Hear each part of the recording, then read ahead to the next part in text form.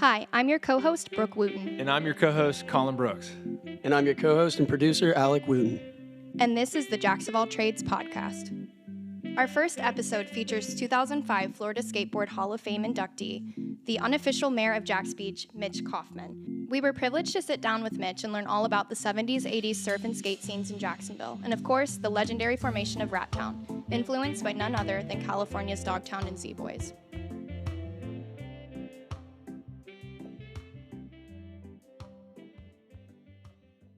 And honestly, our first question is, why do people call you that? Do you know? Was there like a moment it happened? Never, as long as we have known Mitch, never asked him this question, Right, which I don't know why we've never asked him. So, originally, before skate parks were invented in 1976, no one wore pads, no one wore helmets. You didn't have to, you didn't need to. It's like surfing with, like not wearing a leash was cool, and now you have to wear leashes. Anyway, so when parks were invented, you had to wear helmets, you had to wear pads, and so what started as a thing in California, and like it ended up here, if you leave your helmet laying around unattended, the opposing team can get your helmet and write stuff on it.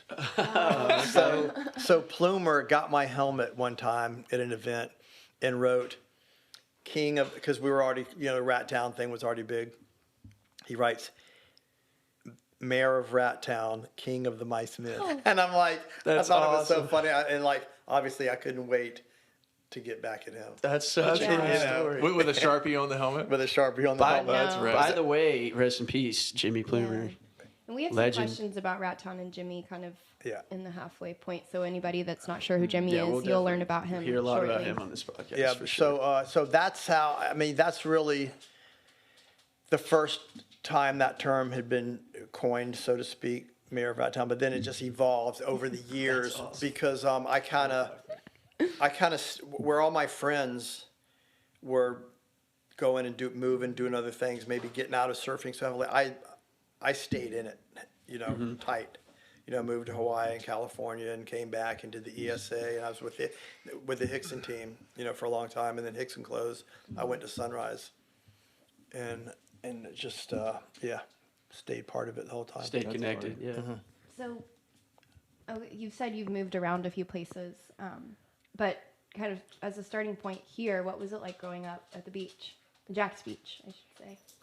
Yes. You can paint a picture for us. Okay, so I'm going to go back to 1964. Excellent. I was 5 years old, and on the cover of National Geographic, I saw a guy surfing, and I'm like, that's what I'm going to do for the rest of my life. Wow. I knew that at a really young age, and we lived on Duval Drive, which is in South Jax, right? It's like Ponte Vedra, it's kind of considered PV at the time, and our neighbors were the Sheridans. If you know some of the Sheridans, I've heard of them. They're very popular. Billy Sheridan was Greg's age, and he was like my best friend in kindergarten. But his older brothers all surfed. So we were in kindergarten.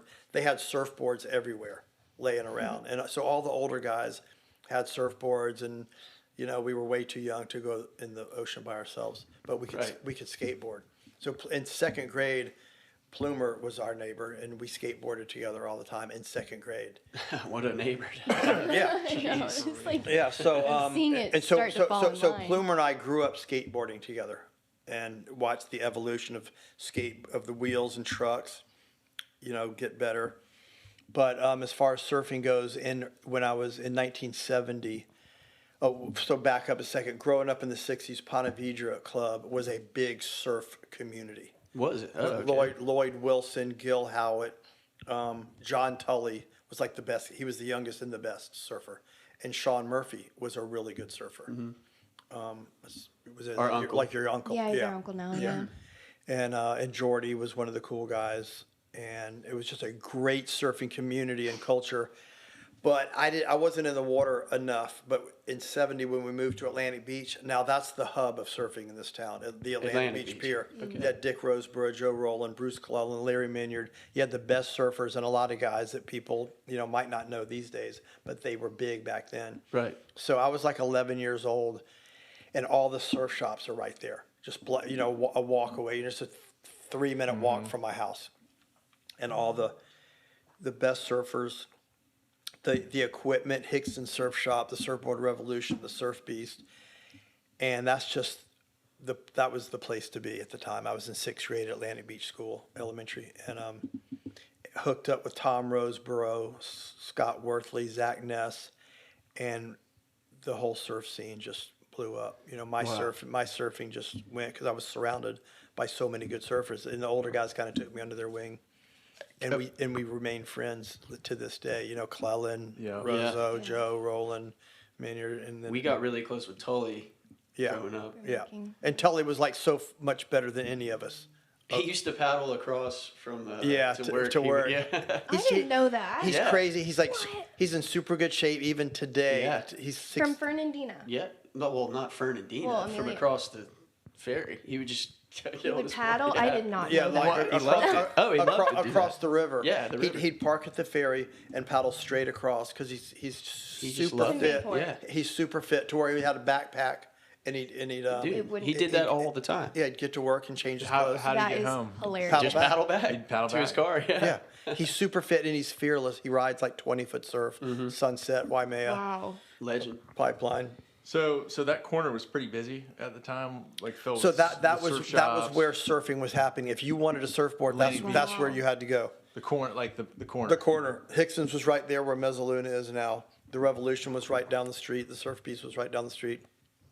And that's the way it says. That's where all the surf shops were for years. That's so cool. And that's where all the neat. best surfers congregated. So I was right in the hub of it. And then skateboarding too. You know, I lived on a skateboard from just basically my whole life. But then as skateboarding, at that time around 70, I was on a board a lot more. Like if there weren't any waves, we all You're skateboarded. skating. Yeah. You know, so when skateboarding got big around 75, we were already had done it so much. We were advanced. Yeah. That helped us out a Right. lot. And then Plumer going to California and met Alva and Jay, and then that gave us an avenue to get better. And then So we he went out. left and came back, and you had already known him when he left to Cal. No, when we were kids in around 9th grade, he started going out and spending the summers with his dad in okay, California, and he met Alva and Jay, and we were skating. You know, this is before parks. We were skating every spot we could possibly find with a bank if there were no Right. waves. So he started telling us these stories. These guys are the best skaters in the world, and we're like, there's no way they're the best skaters in the world. Little did you and know. and damn if they weren't. Yeah. Well, then the first magazine came out in '75 and had no mention of them.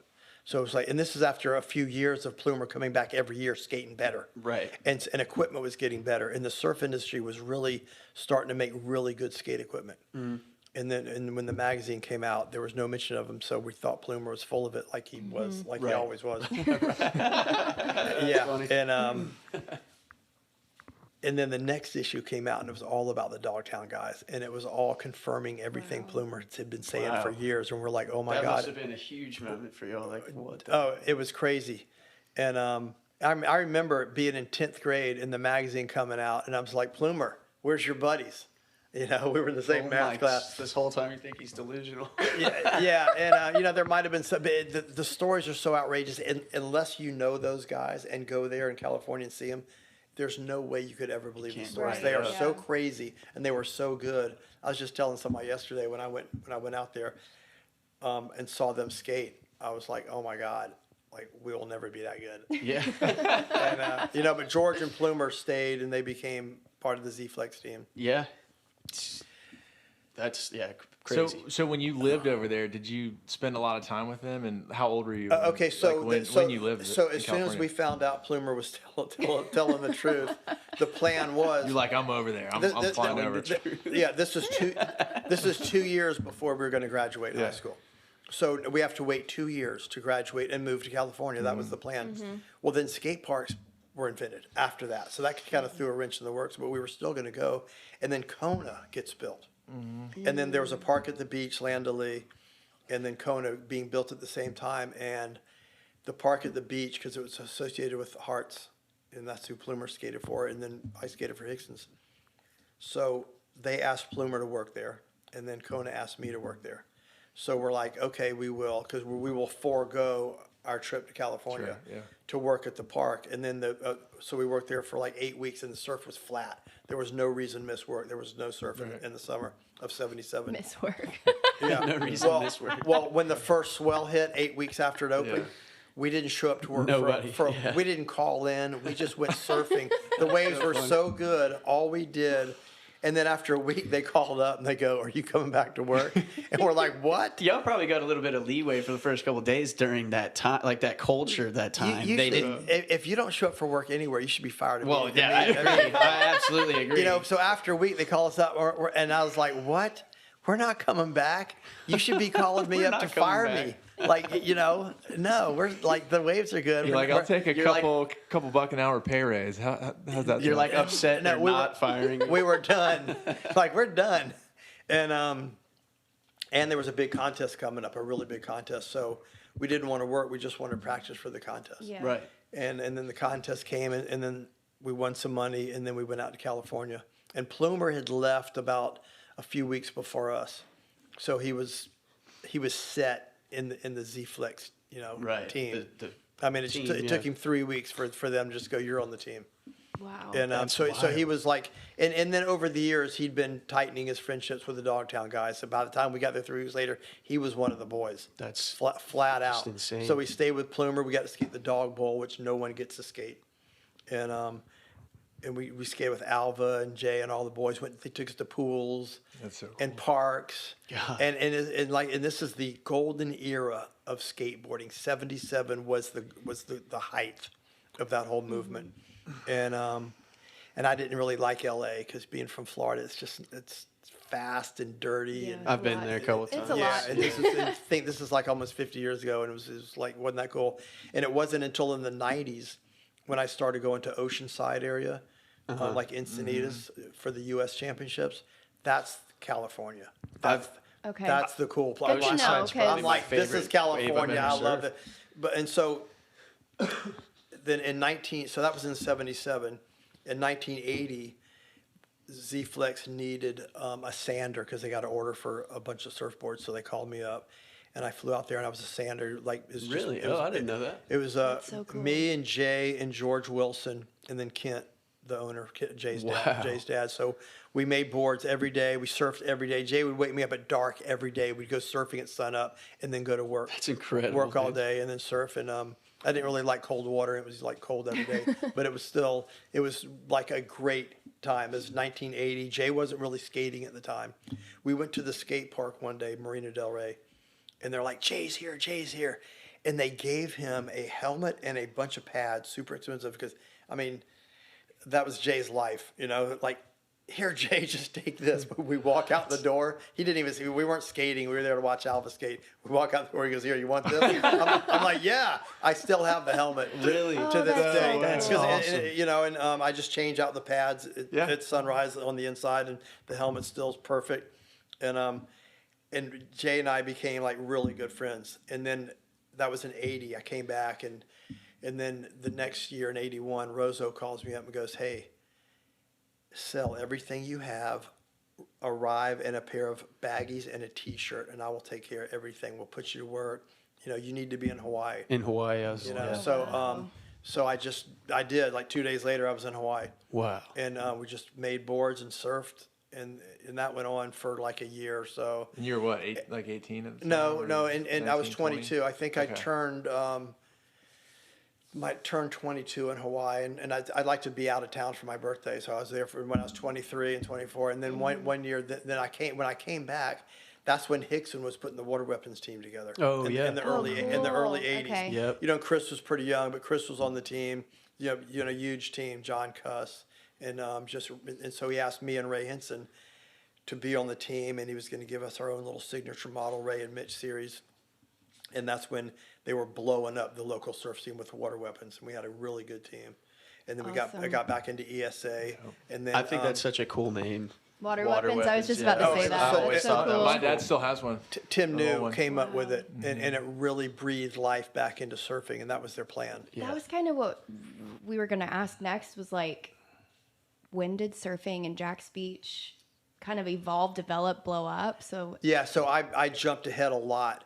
Oh, yeah, no, that's so fine. I'm going to back up now, and so go back to the '60s. Surfing, Hixon was just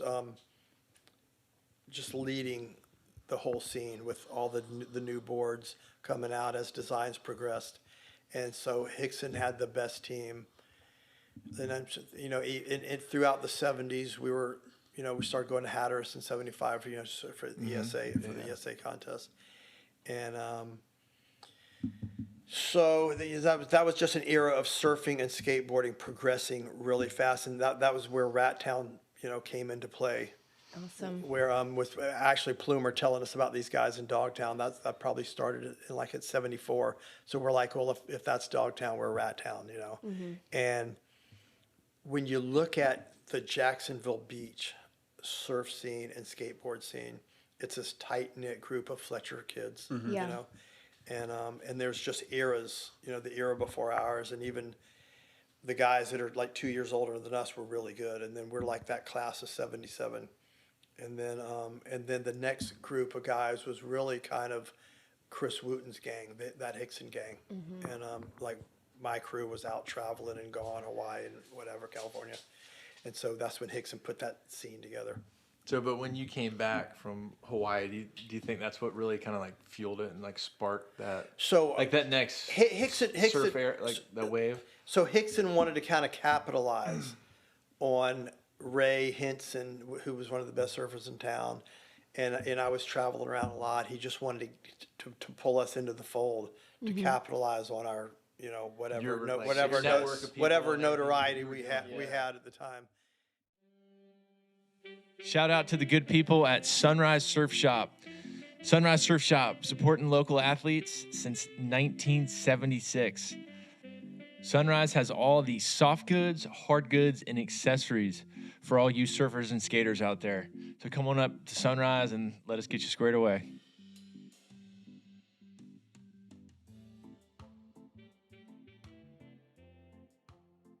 Okay, so Mitch, my question to you, when you think of the Z-Boys or the Dogtown guys, you think of Peralta, Tony Alva, Jay Adams. So where does Plumer fall in line with those? Okay, with those guys? Here's what happened.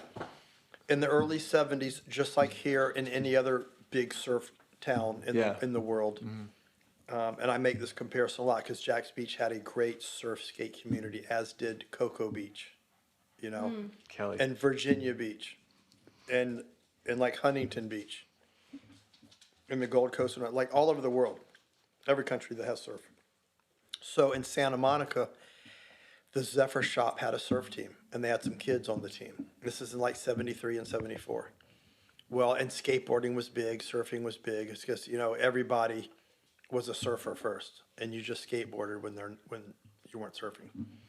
So as skateboarding started getting bigger in the surf industry, in Del Mar, California, Bain Skateboards and Cadillac Wheels got together and was going to have the first big pro contest ever. And so all the skaters in Southern California, probably Northern California, they all thought they were, the best. Because if you don't see somebody else skate and you're like your gang's better than anybody you think you're the best. And then all these teams emerge, and they're like, "Oh my God, who are these guys?" You're the big fish in your pond. In your pond, Yeah. and you don't know there are even other ponds existing. And Yeah, then all of a you don't sudden- have social media. and then you show up, you're like, whoa. So the word got out about this big contest in Del Mar. This is in '75. And the Zephyr Shop under Skip Engblom, if you've seen the movie, and Jeff's with Shaper. So they had all these kids, and they go, we're going to make a skateboard team, and you guys are on it. The surf team, they're like, we're going to make a skateboard team, and this is it, all those guys. And they were really good skateboarders. The world didn't know that. And because the magazine hadn't even come out yet. So they show up in '75 and change skateboarding. Like everybody's like, what? These guys are like from another planet. They're so radical. And even I think Beniak said in the movie, the documentary, we look like an ice hockey team showing up at a skating rink, Yeah. and for I forgot the word he used, but something very low, like So it's that team. They got the picture, and they dominated the contest, and that was the original Zephyr team, and that's what's associated with being on the Dogtown. the Zephyr team. That's Gotcha. the Zephyr team. Z-Flex actually came after Zephyr quit. They stopped, and it turned into Z-Flex with Jay's dad, Kent. So I've always those are Kent- linked. Zephyr Kent and Sherwood, yeah. So it went from Zephyr because they wanted a name. When you're coming up with a name, you want like either A or Z. Something's gonna like be at the end of the spectrum, Oh, so right. it's easy to find. You for know, marketing. Yeah, Yeah, for Oh, marketing. that's clever. That is Never thought of clever. Yeah, that. and so then so Zephyr turned into Z-Flex, and Kent made the natural flex fiberglass, really revolutionary skateboard. But so that was in '75. So Plumer didn't really get out there until '77.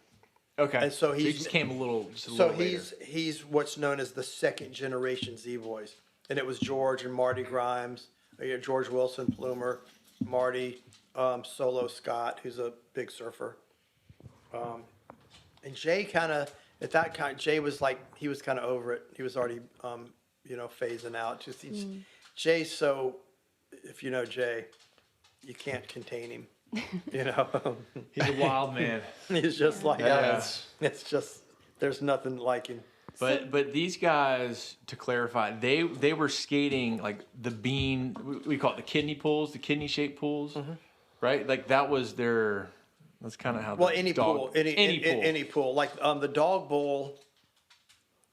And that was their invention, was skating pools. Like they were the No, it wasn't their invention, but Okay. their predecessors were skating pools. I mean, Herbie Fletcher was skating a pool in the '60s. See, that's Herbie's so the interesting. one yeah. that invented, Astrodeck. Oh, okay. Herbie Fletcher. Oh, yeah. I've heard, yeah. I've heard of Herbie Fle- Fletcher. Christian Indeed, Fletcher, Christian. and Debbie, his wife. Divvy, yeah. And Nathan Fletcher, is known for his like that wave at Chopu and Christian. But so their dad, Herbie, it was big in the industry. He was like a pro in the '60s, and he was skating pools. You invented something. So Colin and I took the time to like really get into it and figure out like exactly what it was and what happened. And we found obviously that you are in the Skateboard Hall of Fame, that Jimmy was in the Skateboard Hall of Fame, which we can talk about the reasons. But when we learned like that you invented this, we were losing our minds. Like we were like, what did they do before that? Like we just were losing our Okay. minds. So can you, first of all, tell us what you invented, what it is for listeners, especially if they don't know what skating is. So we're going to have a moment of silence here for Brooke. We understand that 100% of listeners, if we have any, know what skating is. So now back to the pod. And when did you realize that what you had done was like bigger than just this? Bigger Was a than monumental like a skate moment. park day. Yeah. Like you were like, I just invented this. I never even thought about that. Wow. No, I didn't know. So, just to talk about the evolution of pool riding, we were skating this pool in like '71, and there was no vert. It was an Olympic-sized pool, and the deep end was just this little bowl with a lip, so you couldn't get vert, but we skated Okay. that. And so as the years went by, and Plumer, this was before we would even think about skating the vertical walls of a pool. So the California guys told Plumer about pool skating, so he came back and told us about pool skating. Wow. So the thing was to find pools, drain them, and skate them before we got busted. Right. Because you would get busted skating a pool Which is because difficult because it's time consuming. it's to do that. no, Yeah. it's time because you got to drain it. Skate. It might take 5 hours to drain it. You get to skate it for 30 minutes before you get caught. Literally. Well, and who's gonna drain their pool? I know. Like who's gonna What, see, give Be up like, yeah, their pool sure, and I'll drain drain it for you, little skate because- That sounds rats. great, kid. Like, Because the water table in Florida is so high, you can't drain your pool. It'll come out of the ground. So you have to keep water in your pool. And then skating a pool is destroying private property. Yeah, I was Flat just about out. to say it's also just a crime. Skating any place is destroying private property unless it's made for skating. Yeah. Totally. And so the thing was to see how many pools we could skate. Like the more you added to your list, you were winning. It's like whoever has the most toys, Most crimes Right. commit. Yes, like Just whoever skate. So you didn't tell anybody if you found a pool, you didn't tell anybody about Right. it Like a game. I love because that would mean you're going to get caught. It's like was it Sean Thompson that said, "Where there's waves, surf." That's kind of like if you get the pool, just do it right. Yeah, there. Just get it over with. right. Yeah. So Plumer and I, we would find pools and not tell anybody, and we skate pools before school, so before you'd get busted. And I mean, if we saw like The plan is funny. if we saw a relatively empty pool, How would you find them? Would you like just poke around the fence, or you would yep. jump through? Imagine having your No, morning you're coffee like and you're checking like, for cars in the front and everything. We're, like we're, you're scanning the we're house. looking for pools all over town, and this is at a time where we were like 16. You know, we're driving, just got a car, got our driver's license. That's so cool. And you're driving, after you see a pool, you knock on the door and go, hey, we'll clean your pool for free. And, you know, usually they'd be like, usually the people would be like with a gun, get off my property. Sure. Yeah. Or Well, you probably looked like skaters. we did not look good. Yeah, exactly. We had long hair. We were long-haired kids, and knew. we did not look safe. And I mean, I remember a pool that we were skating on the ocean front in South Ponte Vedra, and somebody told us to leave. The kid told us to leave, and we weren't. And then they had their guard, and there's a big Mexican guy. He came out and he goes, leave now, or I'm going to, kick your ass. We just took off. There was another pool. We got this guy. There was a bunch of like these football players. They were going to kick our ass. We were running down the sand from them and over the dunes into the car and took off. We didn't get caught. It was, oh man, it was just crazy. And then there was pools that we were allowed to skate. We got this one pool. I'll back up. There's a lot of stories about skating pools, but we tried to accumulate as many pools under our belt as possible. Mm-hmm. So we were skating this pool, Bill Bue's pool in Isle of Palms, and it was a lot of vertical, small little tight bowl. And before the elevator drop or the drop in now, it's like you would just kind of push up a wall and do fakies back and forth Right. until you To got get high your enough. speed, and then- You got high enough to start, and we do what's called forevers. You go up, do like a front side grind or back side grind or what it is before aerials, and you just try to go forever and draw different lines in a pool. Right. And so Plumer and I rode a pool one day. was that here or in California? This is here. Okay. Oh, this is way before California. Gotcha. Because this is before. I mean, no one had done an aerial yet. Alva probably did the first aerial. And we're in this pool, and Plumer's on the other side of the pool, and I go, hey Plumer, check this out.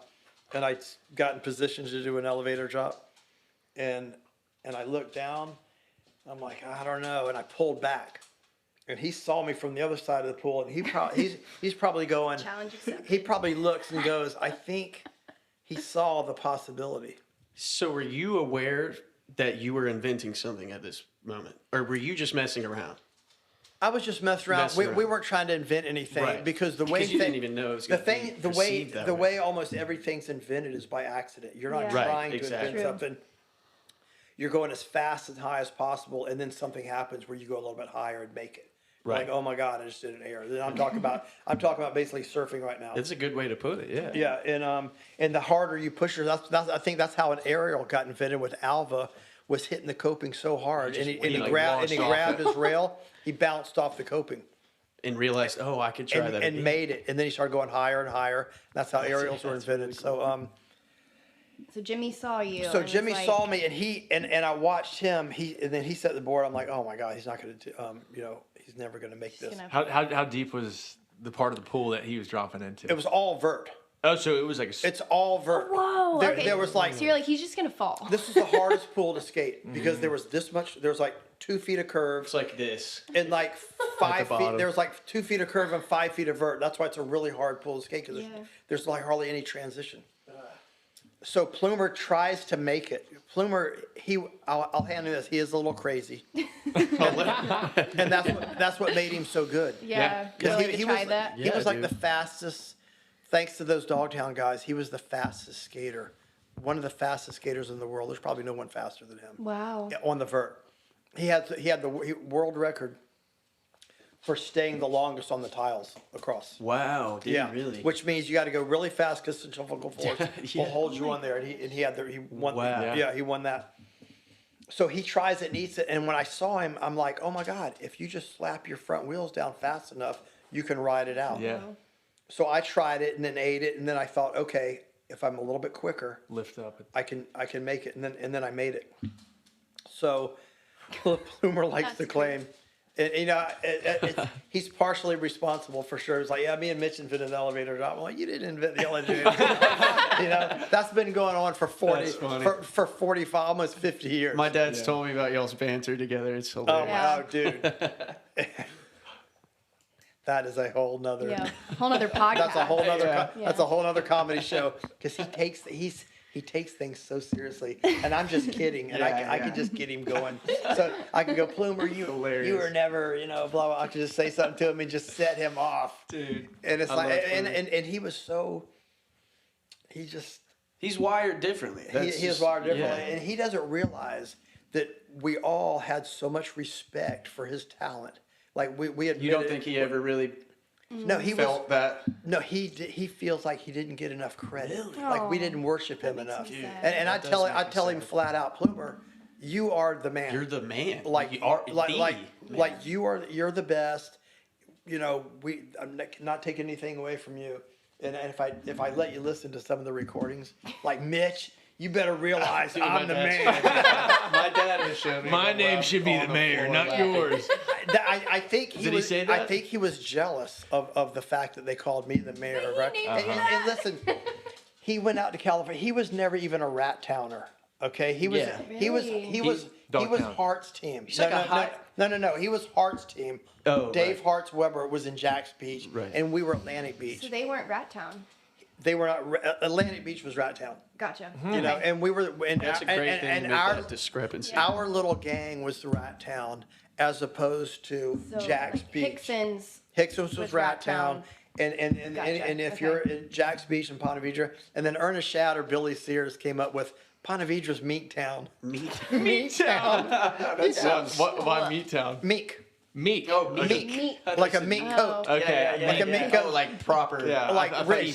Like TV's Meat Town. Oh my god. Like That's a actually meat coat. Funny. Yeah. And which those guys, that's just one example of why this town is so cool. Yeah. Because everybody loves each other. Yeah. It doesn't matter where you're from. And even this little community, it doesn't matter what kind of board you're at. It doesn't matter what surf shop you surf for. We're all one big family. Yeah. You know?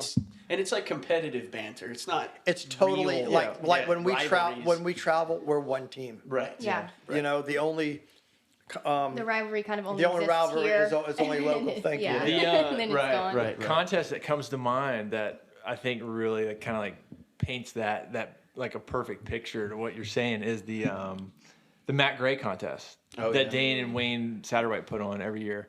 So they have a skate contest that Friday and then a surf contest on Saturday. But it's such a cool community competition where you see like everyone's Everyone's slapping skating. the trucks on the coping, and it's just a whole thing. Yeah, from It's a big family. from like the 5-year-olds to guys that are 40 surfing in the over 40 division. And So I love the way that those guys have perpetuated our philosophy on it's a big family and you better get along, you better be cool, or else you're not in. You're not in The the torch club. won't be Scholarship. passed if it's Like all this if, drama. If you're an weird stuff. egotistical jerk, you are not in the club, and you will not last around here. And that's why this is such a great town For too. sure. You know, and I call this is a sunrise town through Dan's kindness and the way he's created this giant just powerhouse. Shout out Dan Brooks.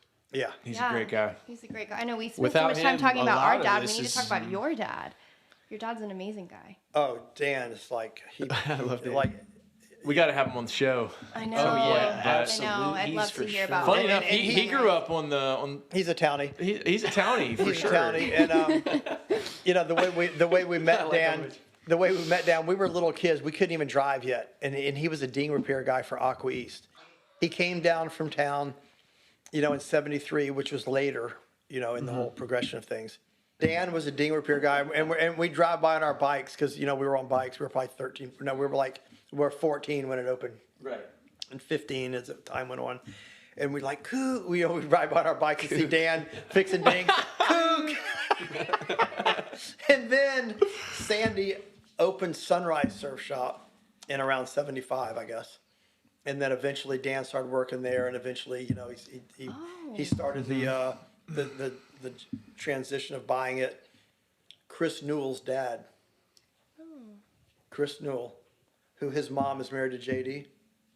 And his dad was somebody Newell. And he came up, he was friends with Sandy, and he came up with the name Sunrise, and they went with it. Bam. Really? How's that? That's a little bit of history that huge. not many That's people great know. history. That is Yeah. cool. Yeah. So, and I joke around that was like Moats' stepdad, because Moats' dad's married to his wife, you know. And so anyway, yeah, Dan bought Sunrise and then turned it into he immediately started taking care of the team, had a great team. So I was on the Hixon team, and then there was the Sunrise team, which was really cool, and the Hixon team, which was those were the two rivalries. We didn't even consider Aquis rivalry, although they did have some good guys, you know, throughout the years. So they did have a couple. Yeah, no, Aquis had a good team. Hart had a good team. Hixon and Sandy partnered up a lot. You know, like they actually started the Wave Masters Pro-Am. Did they? As Okay. a promotional tool for surfing Wow. and their shops, to help their shops, which is cool. And it's evolved now into, you know, something crazy. It's funny thinking back to like surf shops back in the 80s and the 70s. I feel like back then it was hyper competitive, where it was like almost like an unfriendly competitiveness, whereas now and maybe I'm wrong, It's but a lot friendlier now. But now it's really friendly. Like Yeah. we're family friends with them, and it's like, you know, it's still competitive in a way, but it's not like, you know, back in the day. I don't know. So that brings up a really good point. Surfing 50 years ago, no one was old. The oldest surfer in town was Bruce Clellan. At 30, he was the oldest guy in town. He's 75 now. Is that because it was known as like you'll get hurt if you're older, or they just No, didn't? It wasn't interest. Well, no, because surfing got big in the 60s. Okay, so just the age group. The age group I was see. Yeah, yeah. young, and so everybody was young. No one old goes, "I'm going to go surfing." Right. You know, you're already raising a family, and you're getting old. Right. So only kids surfed. I see what you mean. Now though, and I saw this last week at the Surf Expo. Everybody there. I've been going to the Surf Expo for 45 years. It's the same people going 45 years later. Everybody's old. We've all always been our age, and as we get older, there's way more old people than young people. Right. And that's surfing. It's a family. Yeah, they're all still together. When I was a kid, if you were 25, you were so over the hill that your competition days were over. Wow. So now the best surfer, Kelly Slater's 52, and he's as good as anybody in the world. Dude. So everything's changed. Yeah. Something that came to mind, and I don't know if we even thought about this, but how do you feel like the sport has changed with wave pools coming about? yeah. And, you know, now with the surfing being in the Olympics and kids in like, you know, Texas being able to surf these perfect waves, like how do you think? So I don't like crowds. I like to be, you know, I teach surfing, but I don't want to see it get any more crowded. Yeah. Right, yeah. You know, I I will help a beginner out in the water if I see him struggling. I'll just go over there and help him, but I don't want him to get in my way. No. Yeah. when I'm going for the wave of the Make day. him do a nosedive. You know, so if I see the wave of the day, I'm like, that's my wave. Sorry, guys. We were talking about in the surf community now, like obviously something we've kind of run this thread of social media being obviously changing the game a little bit for like sponsorship and promoting yourself and all of that. And so a lot of that comes with sort of almost like the sport being more of a sport, you know, with like training and coaches and stuff. So there's a lot of instant gratification to that. And I would say with wave pools, maybe that too. I could be judging that way too hard, but we wanted to ask you, since we've been talking about it a little bit, like the core values of the sport with all of that, with, you know, needing sponsors, especially on Florida and the East Coast. Like, I think sponsorships probably doesn't go to us as much as maybe the West Coast, but how can you keep the core values of the surf sport in the community with all of these kind of obstacles? I mean, I guess they're not always obstacles, but how can you keep the core values when you're still trying to get sponsors, when you're still... Like if you're a kid, you're trying to get sponsors? Yeah, you know, like what would you tell them to kind of, especially like with the legacy of this place, like what would you tell these kids? How can you keep those core values? Without them like getting so wrapped up in in yeah. sponsor me, you know. Yeah. You know, like Which is you're- tough. Yeah, That I is know a it is. I huge mean, issue, because it that's seems like, how, in if that's how you're going to make your living, that's how you have to make your living. And so how do you kind of do both? That's a good question. My philosophy on that is to become a pro surfer, it's so rare. Like, you know, you see these parents that think their kid's going to be a pro surfer. The Yeah. kids want to be pro surfers. They're never going to make it because you have to be so good to be on that world stage. And the stars have to align. And you have to put in your time. Like Justin Quintal is a perfect example. Yeah. He put in his time. And a lot of these kids surfing the pier with moats, they're putting in their time. Yeah. But unless you're just so phenomenal that you are the guy to beat on the whole East Coast, you're not going to make it. So it's very unrealistic dreams. A lot of these kids, so it's better just to love surfing. You know, I never cared about sponsorship, ever. You know, I just was a surfer, and I would just as soon go down the beach and surf by myself. And I'm still that way. That's why I like to travel to uncrowded spots.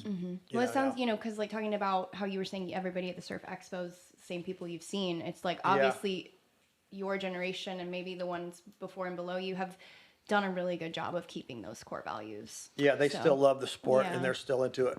But so I kind of digress from the elevator drop. So I'm going to tell you the story. Yeah, You know? please. Oh my gosh, Because yeah. the story is, so there was that day in the pool where we, after practicing and eating a couple times, then we started making it, and we called it the Impossible. That was the name of it, the Impossible.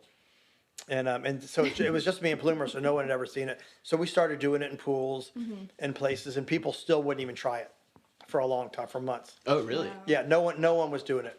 And so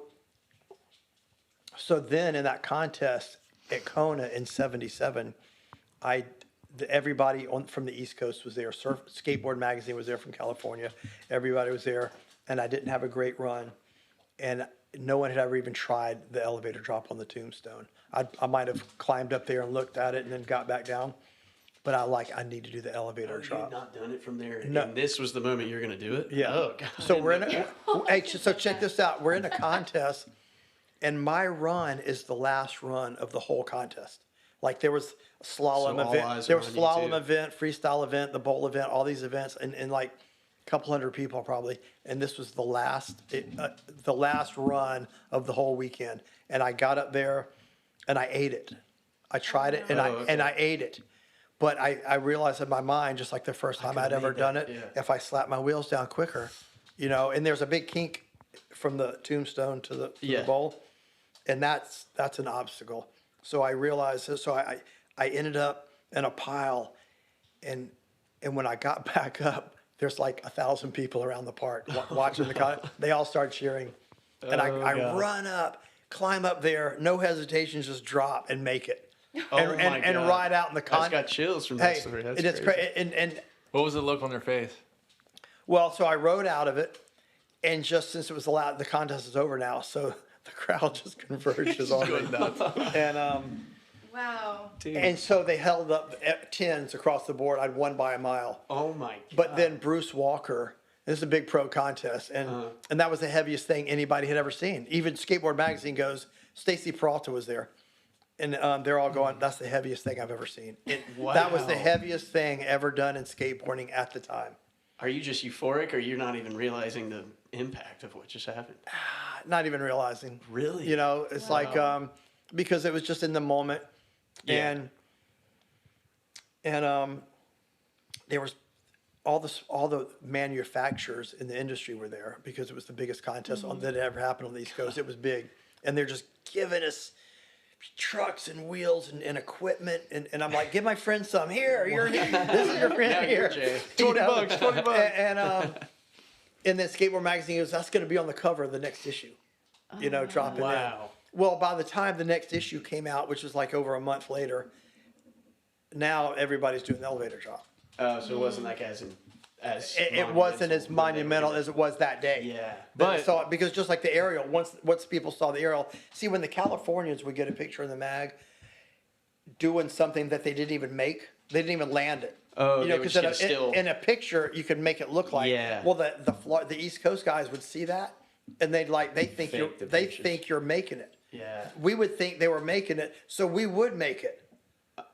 You know, because- so it fueled you to actually land So these when you see a strings. picture of somebody doing something, you're like, You think, you're like, okay, that's possible. why would So- they put so- it there if it didn't land? It? Well, it You looks see like that they're with a lot of exact- surf shots. exactly like Where in, they're just packing closeouts. like in surfing. Yeah. So people start doing stuff because they think that it's possible. That's so interesting. Yeah. Wow. And it's like I said earlier, things are invented by accident. Yeah. So they're doing these, like the photographers are taking pictures of these radical maneuvers, and they might eat it, but then they see the picture and like, I can make that now. But they're doing what they perceive it as, so they're trying what yeah, they so, think is possible. It is cool that your name, you and Plumer's name is stuck with the elevator Solidified. drop, though. Well, so you for know, de- like, for that decades, it's no one knew. carried over. Is that why you're in the Skateboard Hall of Fame? Do you know? probably. Probably. Yeah. Cool. But so Plumer and I and some other guys here in Jack's Beach, we kind of led the scene, you know, the skate Yeah, scene. yeah. And so when we travel, we would be better than just anybody wherever we went, you know. And that was the 70s. But then when everything caught on in the late 70s, then they just passed us. Like, you know, then now You're like, I'm going surfing. like at 18 we were old. Yeah. Yeah. Yeah. So, That's so crazy. Today it's not at all. 18, you're coming up. You're so I like, have kind of a goofy question for Okay, you. okay. So like, I think most beach rats have seen the movie. So, like, you've watched the movie. What movie? The Dogtown movie. Which one? With Emilio. What's his name? Emil Hirsch. Emil What's his Hirsch. name? Emil Hirsch. Yeah. He played Jay. am I think I or went whatever. with you because Jay came in town That's when right. that came out. I Uh-huh. think I was with Yeah. you. I was young. How accurate is that? Was the So movie? the Like, movie- did you like it? I liked it. Okay. It's pretty accurate, but Cool. there's a lot of things in the movie that I was there with. Oh no, you could have been a character. No, because see what I was You'd be a good actor, by the way. what, I feel like you'd do well. what I was telling Colin a little while ago, that movie was centered around the 75 team. Okay. So that movie is supposed to depict from 75 to 77.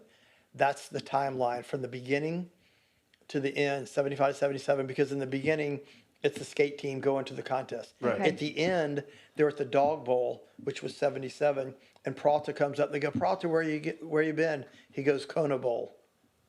And that was the contest I was talking about, the 77 contest. And that's Oh, accurate. okay, That's an so it kinda accurate part. ends. That's not.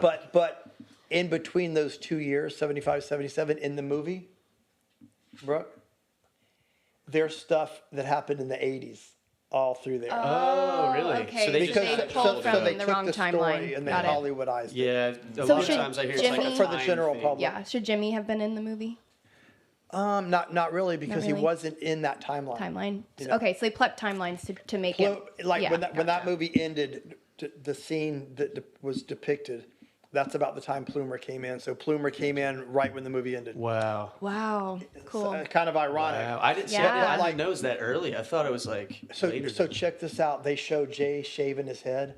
That was 1980. I was with him. I was the first So at person. the time of the movie, that had not even come That close hadn't to even happening. happened. But Yeah. check this out. We were working for Z-Flex, and this is kind of ironic, small worldish. The first time Jay ever shaved his head, we were working for Z-Flex, and we didn't go to work that day. George went to work, but I stayed home, and Jay stayed home because we partied a little too hard the night before. And so Jay comes over. His hair is all messed up. Oh, no. He had been trying to shave Oh, it. God. And he goes, here, man, I need you to shave my head. I go, there's no way I'm shaving your head. I'm going to cut you. You know, there's no way. His head was all messed up. That's hilarious. Yeah, it's crazy. And then there was some other stuff in there. But Just wrong. Did you get approached at all about the movie, No. like to ask questions? No, Interesting, because okay. Peralta made the movie. You know, Okay. that was all Peralta. Okay. And Sony Pictures, and you know, because Peralta did the documentary, the Mm-hmm. movie was based on the documentary was so successful. Are you familiar with the documentary? I've watched it.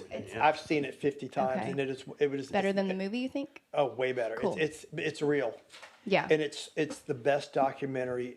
It's incredible. It Good. won so many awards. You need to watch it because it's I incredible. definitely will. If I I, will. yeah. We're a little pressed for time with Colin, so Oh, So I we're think, gonna cap it off, Mitch, with a lightning round. of Lightning questions. round. Yeah. Ooh, so you what got the 5 lightning round? seconds. yeah. We're gonna hit you with a couple questions. you just got to answer him right off the rip. Yeah. Do you have any questions, Brooke? I got a few jotted down here. Please go. Start Okay. off, I'll think. All right. Just going to hit you with a few. All right. Favorite surfer? Slater. Favorite skater? Jay. Favorite beer? Can I guess? Moosehead. Oh, I was gonna say Stella for you. Stella. That's all I drink is Stella because Okay. nobody. Nice. All I drink is Stella because nobody has Foster's or Moosehead. Okay. Okay. So Stella, yeah. Choice of wax. Oh, yeah. Sticky bumps. Me too. Yep. Best surf trip ever. And who were you with? Oh my God. These are great questions. Yeah. Okay, so Ben and I went to Mexico a year ago. That's one that, and I said that was the best trip I'd ever had. It was like 64, and every wave was 500 yards saw the long. pictures Saw you the sent picture. my We're dad. getting Yeah. barreled, and I was Perfect. surfing. I ride a longboard a lot, and I was on a shortboard. I only go take a shortboard to this place because it's a shortboard wave, and I was surfing way better than I should have, and I had the best trip. But there's With been Ben Groeschel. yeah, me and Ben. Yeah. And but there's so many good trips. It'd be hard to say. I'd really have to think about that. But I was calling that the best trip of my life because it was unbelievable. How about favorite wave? Yeah. My favorite wave is that same wave. Okay. It was El Salvador for a long time because Okay. it's perfect rights. Yeah. But that wave is the longest, funnest, most rippable right with a barrel. Really? Yeah. So this is, where is this? Write this down. bro. All the way down at the bottom of Mexico. Okay. Favorite surf spot? Yep. That's he it. just said. That's it too? That's it. That's all right. the And question. Last question. What's your favorite T-shirt of all Sunrise. time? Thank you. Good answer.